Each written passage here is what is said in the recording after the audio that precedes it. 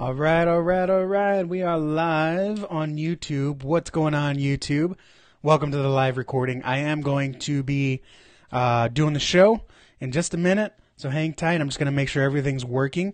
Got a new little graphic that I want to share and make sure that my screen sharing is working. I am now experimenting with scenes inside of Ecamm, and I'm very excited. It's one of those things that I forgot that I could do. So you ever have that, something that you have software or hardware and you forget that you can do something special with it. So just checking the coloring as well. Last week it looked like I had a sunburn. I did not have a sunburn.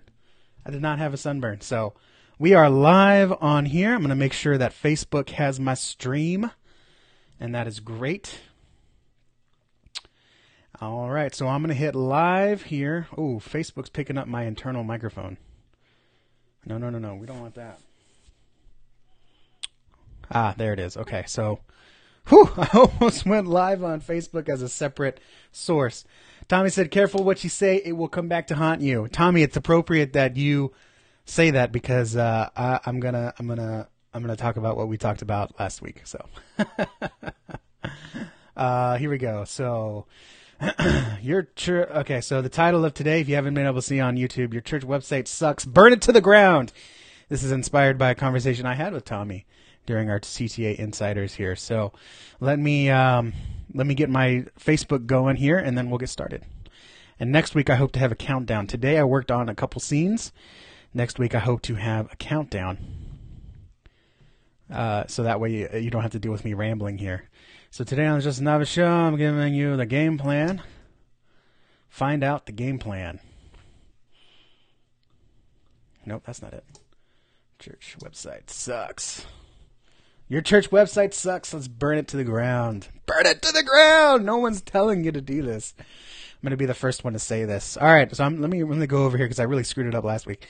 Today on the Just Nava Show, I'm giving you the game plan on how to convince your pastor your church website sucks and you need to destroy it. I'm also going to uncover the dirty word you need to stop saying in your church. It's probably the reason why your church website sucks. And finally, we're going to nerd out a little bit with 90s websites. Marvel has won the internet. Today, this is the Just Nava Show, Episode 4. Your church website sucks. Burn it to the ground. There's a Nickelback song called Burn It to the Ground, I think. It's actually pretty good. You wouldn't be, and let me tell you this, you wouldn't be able to tell it was a Nickelback song. That's how decent it is. All right, so let me run through my scenes here real quick. We got a screen share. Boom. You can see my notes. And we got a new little side deck here. Should come up right here. Boom. Look at that for the ad read. So exciting stuff. All right, so good. We're good. Let's go live to Facebook and we'll get started.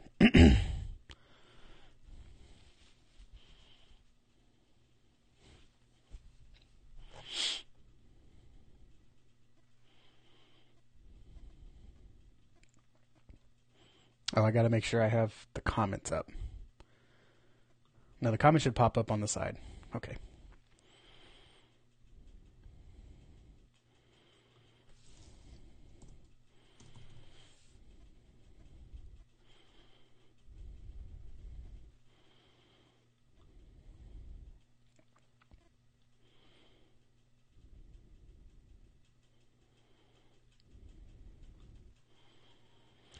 Today on the Justin Nava Show, I'm giving you the game plan on how to convince your pastor your church website sucks and why you need to destroy it.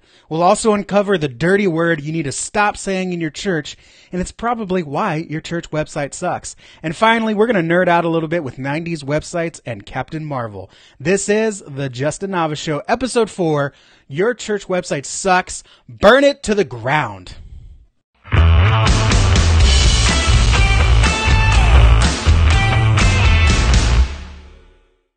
Welcome to the Justin Nava Show. If you don't know who I am, my name is Justin Nava, and I'm one half of Church Training Academy, where we teach you how to use and exploit technology to further your message and impact your community. And today is the 4th episode of Justin Nava, the final chapter of our launch episodes, and we're talking about church websites. First, we talked about, 30 things you need, well, not first, but we talked about before, 30 things you need to do with your church website, how to get your church website off the ground, how to improve it. But you know what? Sometimes your website just sucks, and you can only put so much lipstick on a pig. So I'm going to tell you what you need to do. You need to burn it to the ground. If you have any questions, feel free to leave a comment down in the live stream. We are live on Facebook and YouTube Tuesdays at 11:15 a.m. Central Time. If you're watching it after the fact, still leave a comment, like, subscribe to the podcast, leave a review. Wherever you're listening to it, I want you to let me know what you think and let me know how we can make it better. So I'm very much, with this show, I'm very much making it a 1% progress every week. Okay.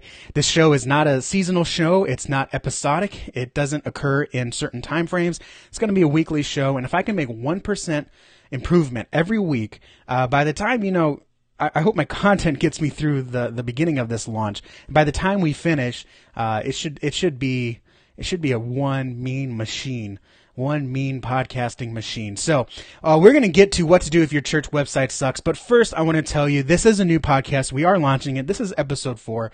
And ideally, if I can kick Dave in the butt enough to get this done, ideally, this podcast will launch with these first 4 episodes. And if you just skip to the most recent episode, that's great.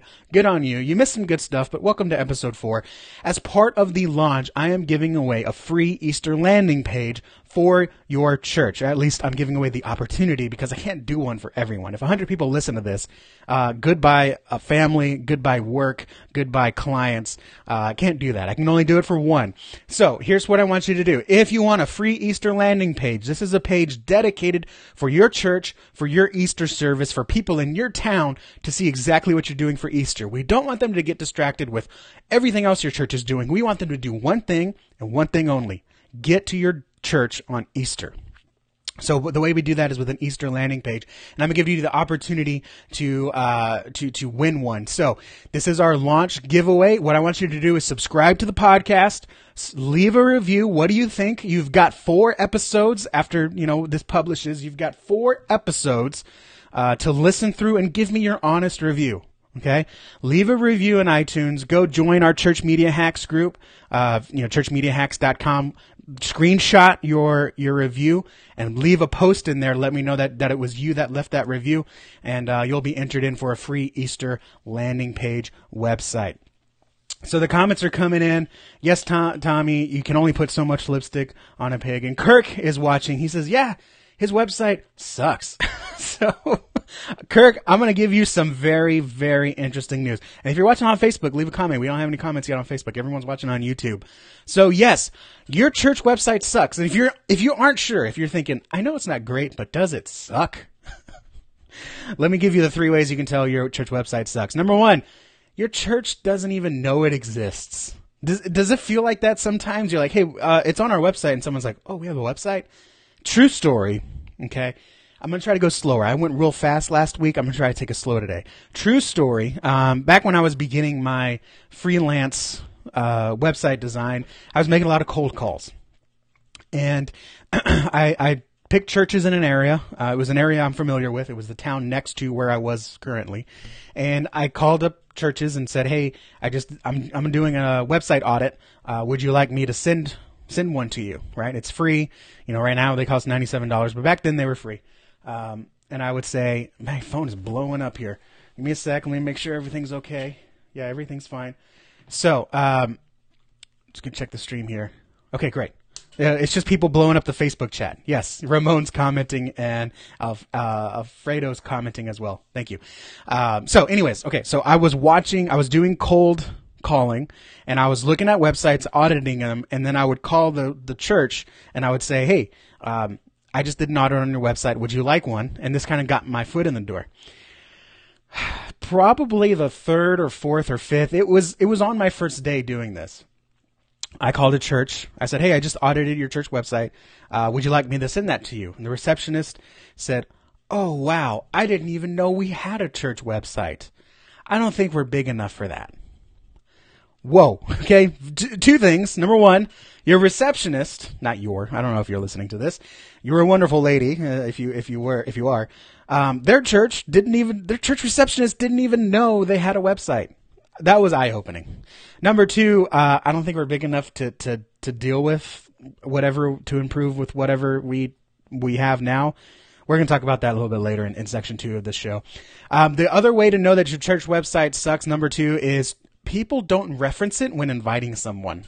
This was something that I had at my home church before I redid the website. This was something that I did before I did. Okay, let me figure out how I'm going to say this. This was something that I saw happening before I did the website. Okay. People would say, hey, come to our church, and be like, oh, okay, cool. Do you have anything online that I can check out? No. Is that your church? Are you afraid to show people your website? It might mean it sucks. And worst of all, number 3, how do you know your church website sucks? Your pastor doesn't even care. Hey, pastor, can I do some edits on our church website? Sure, if you want. I don't care. That's terrible. So, does your church website suck? Here's how you know. Your church doesn't know it exists. Your people don't reference it when inviting because it's kind of embarrassing. And number 3, worst of all, your pastor doesn't even care. So what do you do if your church website sucks? Burn it to the ground! Burn it to the ground! By the way, if you understood that reference, please leave a comment below. I will become your new best friend. Sometimes you have to burn the building down to reveal the cracks in the foundation. I say this lighthearted often, but it's very true. Sometimes to reveal the cracks in the foundation, you have to burn the building down. And so you have to have an honest chat with your pastor about your website. And Ramon is asking, what's required to have a good website? Ramon, 2 things, my brother. Ramon, number 1, you're an insider. And so we have a whole course, the Definitive Church Website Formula, inside the Insider's portal. So go watch that course. You'll know exactly what's required to have a good website. Number 2, you have to sit down at your computer and do that. But if you want to get some tips while you're driving on the road, commuting or whatever, Justin Nava Show episode 3, go find it on YouTube. We talked about 30 things you need for a good, best church website. So go watch that. That's a side note. But Ramon, you're in the Insiders. You got the full course. We're actually launching it next week. More information to come. So number 1, you need to have a conversation with your pastor. Okay, you need to ask him, Pastor, why do we have a website? It's costing us valuable church website. It's costing us valuable church budget to have this website. So why do we have it? See what your pastor thinks. Now, there is a right answer. There is a right answer to this. But the question is, does your pastor know? So see what he thinks, okay? Number 2, you may want to just say, since it's costing us money and it's not really doing anything and you really don't know why we have one other than everyone else has one, can we just get rid of it and save a couple bucks? See what he says. That's a big question. That's a hard question to ask. And in fact, when I told Tommy this last week, when we were talking about his website, I said, if he says, hey, I don't know why we have one, ask him. Can we get rid of our website and save a couple bucks? Because it should be costing you money. And websites aren't free. At least the domain name, you got to pay $15 a year. If the pastor says no, don't delete it, then there's something for you to work with. Okay? So there's something there that you need to dig up. We have a website. It's costing us budget, but it's obviously not doing what we're supposed to be doing. It's not doing what it's supposed to be doing, representing our church. So what can we do to make it better, right? You don't want to cancel it. We don't want, a motor sitting out on our front lawn. We want to actually do something with it. We want to improve our car. So let's figure out what we want to do. The dangerous thing, and yes, it is dangerous, and yes, I am going to get yelled at in the church communications groups. If you tell your pastor, our church website sucks, why do we have a website? I don't know. Do you mind if I go ahead and save us church budget and delete the website? If your pastor says yes, what would you do? Tell me in the comments, what would you do?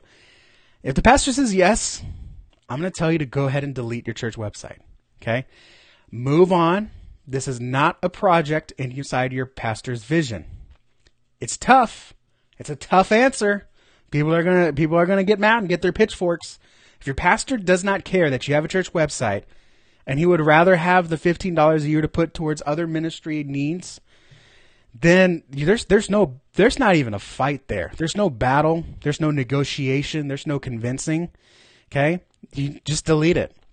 Now, what may happen is, as with anything when we stop doing ministry opportunities, people will experience the vacuum. Some church member will hear a friend say, hey, I was trying to look up your church, but I didn't see anything. That church member will go to the pastor and say, hey, how come we don't have a website? Pastor's probably going to feel a little embarrassed, try to save his own neck inherently. It's not a bad thing. And he's going to say, we just, we didn't see any results from it. We didn't think anyone was using it. And then he starts to see, well, maybe other people were using it. Maybe it is important that people find us online. People are checking online. Maybe point out, hey, where are we going to lunch? And then pastor says, maybe, I read a good review that this place is good. And then you say, oh, wouldn't that be cool if people say, where do you want to go to church? And they find our church online. I just deleted our website 2 months ago. Shucks. So that's tough. That's really tough. If your pastor doesn't think you need a website, that's a tough battle. And you really have to be a pro to convince someone that, doesn't think you need it. You have to be a pro to convince them that you do. So if your church website sucks and your pastor doesn't care, burn it to the ground. Burn it to the ground. So, Alfredo, you got it. Nickelback saying burn it to the ground. You are my new best friend. All right. So if you do burn it to the ground, if your pastor says we need a website because obviously people are going online and finding us, but our website sucks. We're embarrassed to talk about it. We don't reference it when we're inviting someone. Church folks don't even know it exists. Pastor could care less, but he's allowing me to do something about it. Here's what you do. Don't try to improve what you already have. Okay. Like I said before, you can only put so much lipstick on a pig. Burn it to the ground. Reveal the cracks in the foundations. Start with a one-page website. Start with a one-page website, okay? The main reason why your church website might suck is because everything is up there. It's a total clutter. You have no idea this page has a million things. This page has bare bones. It's leaner than turkey breast. No. Start over and give it one page. What do you have on that one page? You have a one-sentence invite. We talk more about this in the Definitive Church website course. You put your times and locations. You put your childcare options. It'd be nice to have a sermon preview so people can listen to a 5-minute clip of the pastor, and then maybe a welcome and information from the pastor. So either a video or some text or a letter. Don't make it like an actual letter from the pastor, and it says, hey, I'd love to meet you. Come find me after service. We'll get some coffee, something like that. If you do it right, if you start off with this one-page website and you do it right, you will convince people that a website doesn't have to be clutter. You will convince them that it doesn't have to be a mess. You will convince them that less can be more. So if you nail this one page down, if you nail down the invite, if you nail down that you're welcoming, friendly, inviting, whatever you want. If you nail down a clean times and locations listing, if you nail down your child care options, maybe you include little boxes that says these are the ministries we have. You don't link to a ministry page. That's clutter. You just say these are the ones we have. We'd love to tell you more about them. Okay? And then, of course, I don't have this in my notes. You should probably have a contact form. Do you require special accommodations? Do you have any questions? Fill out this form. We'll call you back within 48 hours. When you do this right, people will see, oh, this is what a church website should look like. But wait, our ministry's not on there. Hey, pastor, can we put the youth ministry on the new website? Oh, that's gold. That is what you want. You want people to jump on the bandwagon. You want people to jump on the bandwagon and try to get on the new site. You don't get that when you try to put lipstick on a pig. Okay, you need to eat the pig. Burn it to the ground. Bring in a nice little teacup pig and say, hey, look at this. Isn't this wonderful? And people will say, oh, look at that teacup pig. I'm getting distracted here. So when people see what your church website can be, they want to be a part of it. So build out your site. After you have that one page nailed down, add one other page. And this is where often as media folk, we can get tempted to just try to devour everything at once. No. I design 7, 15, 20-page websites. I do not do that. I work on one page at a time. You cannot do everything at once. You cannot plan to launch, even if you have 3 ministries, do not launch them all at the same time. Do not do that, okay? You want to pick one ministry, whoever came up to you first, or maybe the most important ministry. For a lot of churches, it's the children or the youth. Pick them and do their page, okay? What this is going to do is it's going to set the foundation for what the other ministry pages need. Okay, so on the ministry page, maybe you have some pictures of the ministries. Maybe you have their vision statement. You have a calendar of events. You have a special requests form. Did your kid have allergies? Let us know. You have all this information. You put it out there, and then when other ministries come to you, say, this is the information I need. Because the worst thing is when I go to a church website and I say, oh, this is wonderful. Let me look at their adult Bible study page, and I see, oh, here's their leader. Here's what they talk about. Here's their upcoming events. Here's some FAQs. Here's some past lessons. Here's their release forms for whatever. I don't know what adults would need release forms for. But then I say, well, I wonder what they have for my kid. And they click on the children's ministry page, and it says, we'd love to have your kid here open at 9:30. And I'm just thinking, so is my kid going to be safe? Do y'all teach my kid Bible lessons? Do y'all have any allergy precautions? Like you just sold me on the adult Bible study, right? Maybe the adult Sunday group, if you name it correctly, if you listen to the previous shows. But your kid's ministry is lacking, and so it makes me not really trust you. So when you build it one page at a time, you build that foundation and you have control over the information. You have control over, hey, Hope Ministries, I need more than your meeting times. I need why you exist. I need some pictures. I need some interviews with your leaders. We did it for this page and it's working really well. I'm giving you all too much information.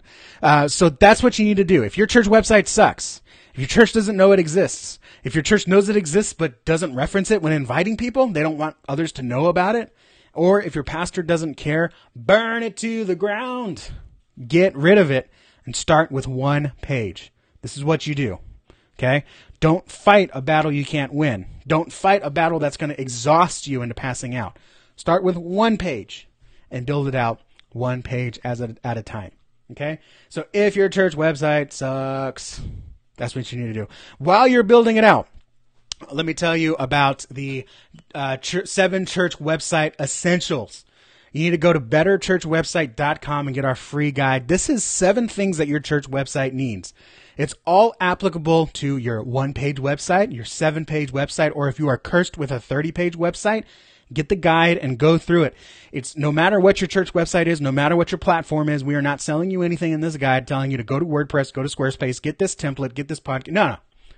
This is applicable, okay? This is stuff that you need to know to attract more people to your church. BetterChurchWebsite.com. 7 things. This is what I spent years studying, trying to get my first church website to work. This is what I spent countless... Oh, man. We tried one website platform that was $99 a month because for some reason we thought the more we pay, the better the website's going to be. False. False. To get the real lowdown on what your church website needs, go to betterchurchwebsite.com, betterchurchwebsite.com, and we will email you the free guide, and you can get started on your website. Now, let me go to the number one word you should stop saying in your church. Now, this is tough because some of y'all aren't in leadership positions, and I get that. So you have to start with your ministry, and then it'll hopefully spread to the church. The number one word you need to stop saying in your ministry is the word. Let me tell you what the word does first. I'm going to tease you a little bit. Number one, when you say this word, it probably got you into the mess with your website. When you say this word, it's the reason your church website sucks. When you say this word, it prevents any ministry from actually taking off. And what I mean by that is you start a ministry, some people show up, but then it kind of dies off and you're wondering what happened. And it also causes people to come and go to your church. When you use this one word in your vocabulary, it causes people to come, but they don't stay. They just kind of fizzle out, or maybe they go. Enough. Enough with all that mess, but also the word is enough. Okay? Imagine your wife. I'm going to give you 2 examples. I'm going to give you my example and the example I think Dave would give you. Okay? Because Dave pushes me to say things that are controversial, but you know what? I hate this, but it works. Okay, so I'm going to give you my example, and I'm going to give you Dave's example. Imagine your wife cooked you dinner. Okay, now if your wife cooks you dinner every night, then picture someone else. Maybe your child Maybe you cook dinner for your spouse. But for me, I'm going to imagine my wife cook me dinner because I cook in the family. Okay. My wife can heat up a Hot Pocket and she can do some crock pot dips, but she can't actually cook dinner. Or she won't. But I do the cooking. I enjoy it. But imagine your wife cooks you dinner, your favorite meal, steak and potatoes. That's me, right? Maybe a nice homemade apple pie. And she brings it to you and she says, here you go. And you take a bite and she says, how is it? And you said, it's good enough. Uh-oh. You want to get in trouble with your spouse? Tell them their food is good enough. Now, imagine this. Imagine your spouse. This only works with married people, but I'm going to say it anyways. Imagine your spouse goes out and finally buys that bedroom outfit that you really, really enjoy. Okay. If you're a dude, okay, imagine your wife goes out and buys lingerie and you walk in the bedroom and she says, hey, how do I look? And you say, good enough. Nope. You are going to get in trouble. You are going to get in trouble so quick. And that's never going to happen again. That is what you need to stop saying. Stop saying enough. Good enough kills greatness. It even kills good. Good enough is not the same as good. Good enough is like a Hot Pocket. It's good enough for dinner, but it's not really a good dinner. Am I right? Let me know in the chat. Do you think Hot Pockets are a good dinner? Yeah, Dave agrees with me. Steak, potatoes, apple pie. Praise God. That is not a good enough dinner. That is a good dinner. And when you say things, our church website, it's good enough. That's how you get a church website that sucks. If you say our media ministry, our live stream, it's good enough. It's going to stay there because it's always going to be good enough. And, if you have a ministry idea, maybe you have a food shelter and the food, you kind of have to hold it in a closet. There's no light in there. You don't have a formal way to get people together to track who you're giving food to. Maybe at the end of the day, all you have is canned beans and you don't have any more tuna or meat or peanut butter or anything of substance. Beans is a bad example. Maybe green beans, you don't have any meat, any protein. And you say, well, it's good enough. You're hurting yourself. Get rid of good enough. Make your stuff good. Make it better. Make it the best. Make it the best. Good enough kills good. Make it good. Does that make sense? Does that make sense? So, why Dave puts it really well. He's in the comment section. Why excel at mediocrity? Why excel at mediocrity? Just make it good. Just make it good. All right, so next we're going to nerd out. I'm going to show you something that I'm really excited for. We're going to close with this. 90s websites. You guys remember websites in the 90s? You had music playing. You had like rainbows shooting across the screen, maybe some pop-ups. You had some flashing GIFs and some rotating. And hey, if you really remember websites in the 90s, remember guest books? Remember you would sign your name to the guest book at the bottom of the website? Well, get ready because 90s websites are back because the Captain Marvel website has come out and it is glorious. Take a look at this. This is the Captain Marvel website, marvel.com/Captain Marvel. And if you don't know, the Captain Marvel movie takes place in the 90s. And this is a thing of beauty. So we're talking about websites. This is a website that sucks, but in a good way. And no, your church cannot do this. We have the tiled background in the back, low quality, animated word art. Oh yeah, you got the flags. You always got to have the waving flags. If you're listening to the audio of this, you're missing out. Go to marvel.com/Captain Marvel. And it's the way they do it. They have the trailer here. And of course, if you go all the way to the bottom, there's the guest book. And so it is beautiful. This is the actual website for the movie. And it's a thing of wonder. It's so, so beautiful. So, go check that out. Marvel.com/Captain Marvel. That's what I'm nerding out about today. That is a good example of a church website that sucks, but in a good way. So thank you all for watching. My name is Justin Nava. Go to the podcast feed. Subscribe to it, leave a review, take a screenshot of your review, go to our Church Media Hacks group, or email us, hello at churchtrainingacademy.com. Do any one of those things. Somehow get it in front of my eyes. If you don't care enough to figure out how to make me see it, you don't care enough to have an Easter landing page. Go do that. The deadline is March 1st. On March 1st, I will be picking a winner. And that winner, I'm going to work with and get them an Easter landing page within a week or two, because Easter is coming up. So this kind of closes our church website four chapters, our church website section of the Justin Nava Show. Next week, we're going to move on from church websites. So if you're thinking, oh man, this is all about websites, and I know ours is a lost cause. It's not a lost cause. You just need to burn it to the ground. We are going to move on to some other content, but I just wanted to get websites out there first because it is the most important part of your church website marketing strategy. It really is. So, thank you so much, guys. Leave a comment down below. Leave a review if you're listening to the audio. Appreciate you guys for watching, listening, devouring this content, this free content, and be on the lookout because next week, February 20th, I think, 19th or 20th, we're going to be launching the Definitive Church Website Formula. This is a course that will teach you all the pages of your website that you need, how to build them out, and how to use a website that attracts new visitors. Okay, this is not a course that's just, here's where you can find some pretty colors and some pretty fonts, and this is the platform that I like. We are going to dive into the psychology of what compels people into your church. It compels them to go through your front doors. And if that sounds like it interests you, just be ready because next week we're launching it. So go to betterchurchwebsite.com, get the guide. That's step 1, and then we'll be in touch. So thank you guys for watching. God bless. Now take what you've learned, go out there, change your church, improve your website, improve your ministry, stop saying enough. Eventually, you can start changing lives.